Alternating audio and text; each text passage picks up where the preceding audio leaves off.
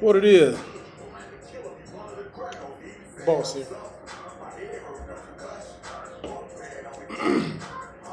I stopped.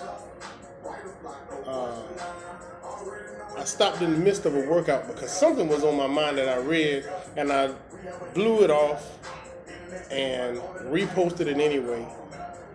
And then somebody shared the post I made. It was pertaining to Hinnent, the 5-year-old kid that got shot. And I guess some people really have to have an understanding of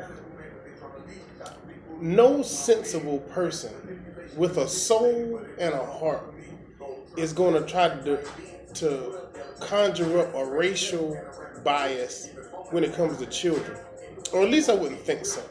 It's beyond me to think anybody would do that or could do that. But I guess you just have to realize in this day and time, some people even would go so far as to think, yeah, this 5-year-old kid got shot. Now let's see how fast or see how much people, do what they did for George Floyd, Breonna Taylor, in protest or in public recognition or acknowledgement.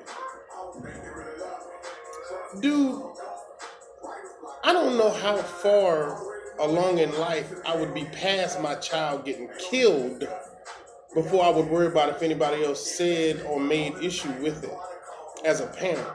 Now, everybody else who's on the lines of bias as far as race, they just want to say something just because it has to be something to say.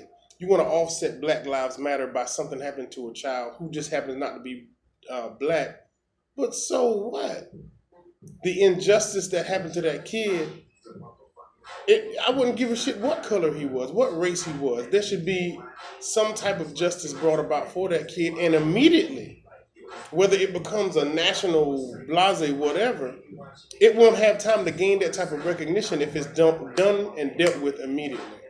Not like the Ahmaud Arbery thing that went on for months and months, even after you saw it happen in front of your face on every broadcast, every live, every video, anything you saw. You saw that happen and nothing happened to the people or the perpetrators.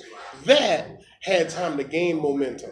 That seemed like it required people to get involved to bring justice about what you saw that happen. Or at least get more facts to see if there was anything justified about it, which of course it wasn't. This has nothing to do with that.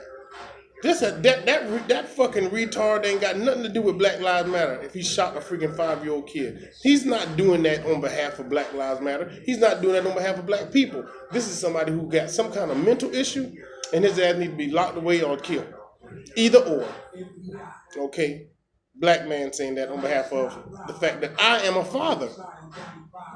I'm a father. So I empathize with the father of that child and fathers all over the world. So I don't know if it has anything to do with the color of the lives that matter. This kid damn sure shouldn't have been killed the way he was.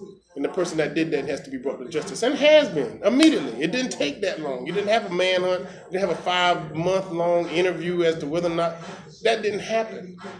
And if you can't decipher the difference in the two and still want to open your fucking cock-sucking mouth and say some shit towards the fact that, well, let's see if this gains enough national recognition.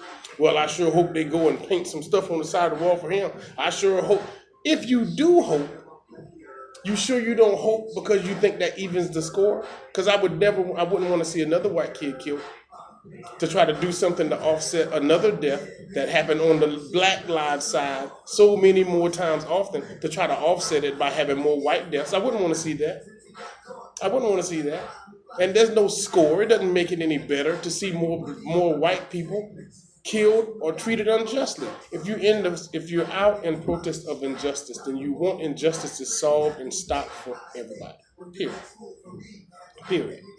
If you get hung up on the fact that it says black lives opposed to white lives, then do a fucking white life. I don't give a fuck what you do. I really don't give a shit. Okay, what happened on film and that was so publicized, maybe it is gaining some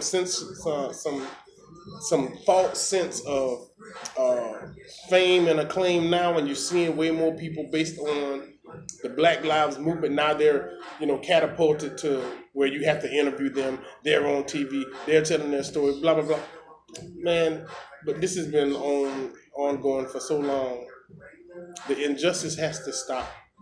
and everybody who's being treated unjustly has to be represented and stood up for. And if you're not going to do it across the board, then you're doing it with some type of malice in your heart. You got a hidden agenda, and you're not furthering the cause of the unjust people that need the representation. You really need to get out of the way.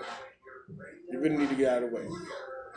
Sensationalizing somebody's downfall or oppression to get yourself up there to say, oh, okay, well, now we can go out. No, you should have been out there because the injustices have been going on all along.